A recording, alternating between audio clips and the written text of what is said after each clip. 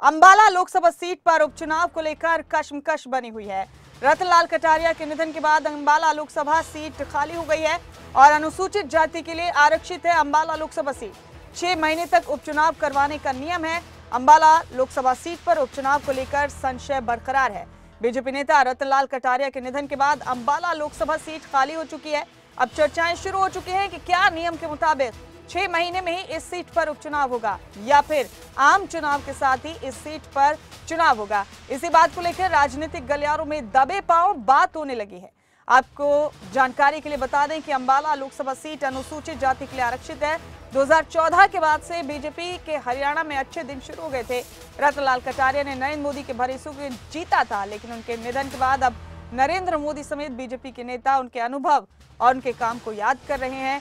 सवाल यह भी है कि अगर ये लोकसभा उपचुनाव होता भी है तो क्या आम चुनाव से पहले ये बीजेपी की कड़ी और बड़ी परीक्षा रहने वाली है। लोकसभा चुनाव के लिहाज से मौजूदा परिस्थितियों में बीजेपी के लिए राजनीतिक मंजिल की राह कितनी आसान या कितनी मुश्किल है।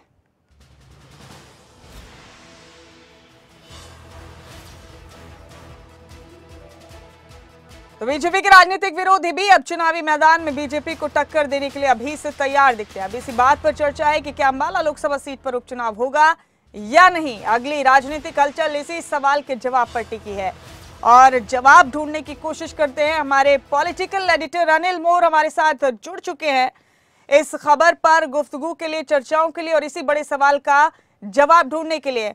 अनिल, हमारी आवाज मिल रही है आपको? बिल्कुल मुमताज, बताइए। जी अनिल मोर, हम दरअसल इस बात पर अपने दर्शकों तक जवाब पहुंचाना चाहते हैं कि बीजेपी लीडर और सांसद रतनलाल कटारिया के निधन के बाद अंबाला लोकसभा सीट खाली हुई है और नियमों के मुताबिक 6 महीने के अंदर उपचुनाव होना होता है। अब बड़ा सवाल ये बना हुआ है कि चुनाव होने में भी, आम चुनाव होने में भी 1 साल का वक्त बाकी है। क्या नियम को देखते हुए उपचुनाव होगा इस सीट पर या फिर आम चुनाव के साथ ही इस सीट पर भी चुनाव ही कराया जाएगा? बड़ी संशय की स्थिति है इस पर अनिल। बिल्कुल, देखिए मुमताज, कल हम भी इसी वक्त बात कर रहे थे क्योंकि रतनलाल कटारिया साहब के निधन के बाद जो ये सीट खाली हुई है, कायदे से अगर बात करें, क्योंकि जो नियम है, जो चुनाव आयोग की जो गाइडलाइन है, जो संवैधानिक तौर पर हम कानूनी तौर पर देखें, जो चुनाव होता है, अगर कोई भी सीट, चाहे लोकसभा सीट है चाहे विधानसभा सीट है, कोई भी सीट अगर खाली हो जाती है तो वहां पर नियम के मुताबिक 6 महीने के अंदर चुनाव कराने होते हैं। ये नियम कहता है कि चुनाव आयोग और देश का संविधान है ये कहता है।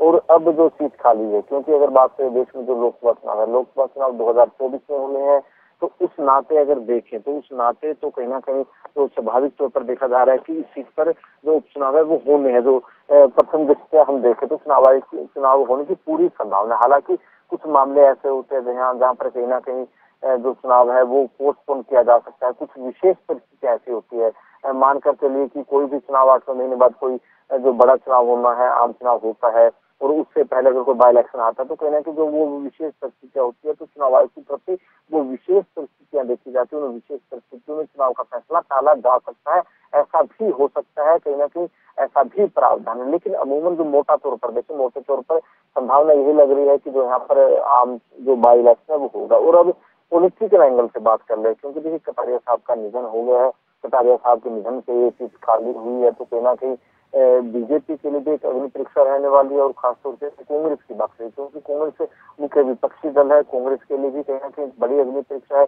मई 2024 में देश में आम चुनाव होने हैं, लोकसभा चुनाव होने, उससे पहले अगर ये बाई इलेक्शन होता है, अगर मैं इसलिए लगा रहा हूँ क्योंकि जैसे मैंने आपको बताया कि कुछ विशेष परिस्थितियां होती है जिसमें कहीं ना कहीं चुनाव आयोग चुनाव टालने का फैसला ले सकता है। वो विशेष परिस्थितियां वो डिपेंड करता है कि वो विशेष परिस्थितियां उस समय के अनुरूप क्या वो विशेष परिस्थितियां बनती है। लेकिन जो मोटा मोटा जो हम नियम कायदे को देखें उस हिसाब से जो लग रहा है कि जो बाई इलेक्शन है वो होने की पूरी संभावना है अगर बाई इलेक्शन होता है। क्योंकि देखिए इस साल के अंत में मोटा मोटा अक्टूबर की अगर बात करें, यहाँ पर कई राज्यों के चुनाव होने, जिनमें राजस्थान भी है, छत्तीसगढ़ भी है, कुल 5 राज्यों के चुनाव होने हैं। तो मोटा मोटा संभावना लग रही है कि जब 5 राज्यों के चुनाव होंगे, उन राज्यों के चुनाव के साथ यहाँ पर बाई इलेक्शन हो सकता है। हालांकि विशेष परिस्थितियों पर जो चुनाव आयोग है वो भी नजर बनाकर रखेगा। विशेष परिस्थिति में अगर चुनाव नहीं कराए जाते तो वो एक अलग बात हो जाती है।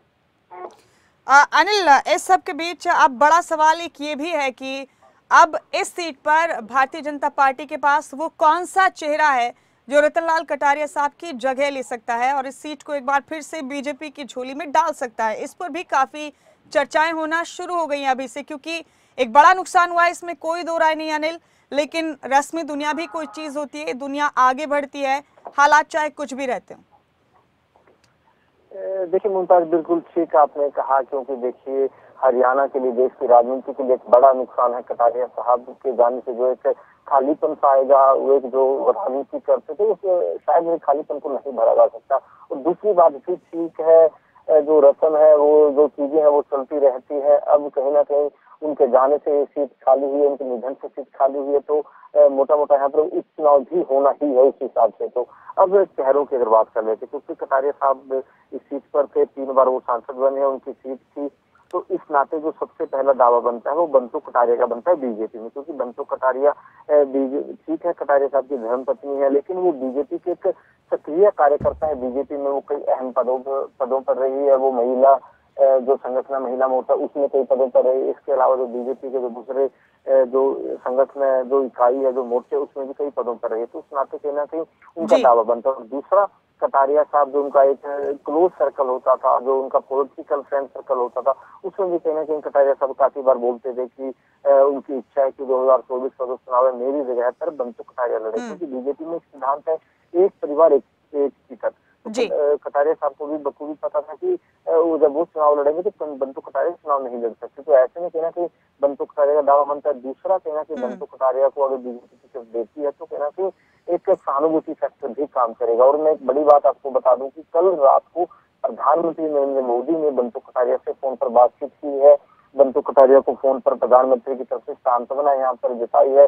शोक संदेश प्रधानमंत्री ने अपना बंटू कटारिया को दिया और कहना कि बंटू कटारिया को कहा है कि प्रधानमंत्री ने कि वो इस दुख की घड़ी में उनके साथ है। ये तो एक शोक संवेदना है, शोक प्रधानमंत्री की तरफ से जताया गया है। लेकिन मैं आपको बताना चाह रहा हूँ कि इससे आप अंदाजा लगा सकते हैं कि जो कटारिया परिवार है, कटारिया साहब, उनके प्रधानमंत्री तक से अच्छे संबंध थे, ये एक बड़ी बात है। तो ऐसे में कहना कि बंटू कटारिया का दावा टिकट पर बनता है।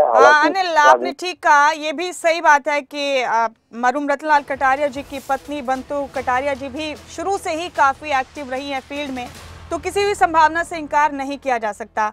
बेहद शुक्रिया आपका अनिल, इस अहम गुफ्तगू के लिए, इस खास चर्चा के लिए आपका बहुत बहुत शुक्रिया।